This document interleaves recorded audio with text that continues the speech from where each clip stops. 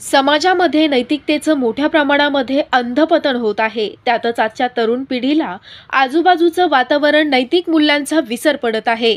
अशीच एक घटना नुकतीच समोर आली। त्यातून समाज पुढाऱ्यांनी विचार करणं गरजेचं आहे। एक मुलगी आई वडिलांना झोपेच्या गोळ्या देऊन झोपवायची, नंतर बॉयफ्रेंडला बोलवायची। मात्र एके रात्री भलतंच घडलं।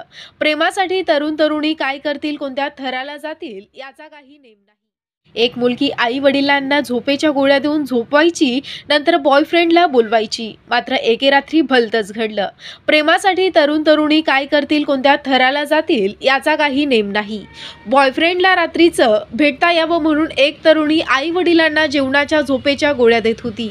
ती झोपी गेल्यावर हळूच बॉयफ्रेंड तिच्या घरी येत होता आणि ते जागे होण्यापूर्वीच जातही होता। 3 महिन्यापासून सुरू असलेला हा खेळ अखेर थांबला कसा तो पहा। मांजर डोळे बंद करून दूध पिते, तिला वाटतं कोणी पाहत नाही, ही म्हण आठवली असेल। तसाच काहीसा प्रकार उत्तर प्रदेशच्या गोरखपूरमध्ये घडला। परवा बुधवारी रात्री तरुणीची पोलखोल झाली आणि तिच्या बॉयफ्रेंडला रंगेहात पकडण्यात आलं। तरुणी तिच्या आई वडिलांना झोपेच्या गोळ्या देऊन निवांत झोपत होती, परंतु शेजारी गल्लीतील लोक जागे असायचेच।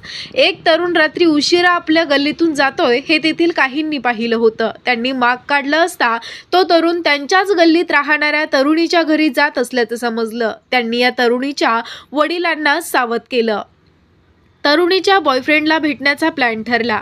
तिनं तिच्या आई वडिलांना जेवणातून झोपेची गोळी दिली, परंतु तिच्या आई वडिलांनी ते जेवण जेवलंच नाही। जेवण लपवून त्यांनी नेहमीच्या वेळेप्रमाणे झोपेचं नाटक केलं। तरुणीनं तिच्या प्रियकराला तसा मेसेज दिला। तो घरी आला असता थोड्या वेळानं आई वडील उठले आणि त्यांना रंगेहात पकडलं। त्यानंतर शेजारी आणि गल्लीतल्या लोकांनी बोलविण्यात आलं। या सर्वांनी मिळून तरुणाला चोपलं। त्याच्या घरच्यांनाही बोलविण्यात आलं।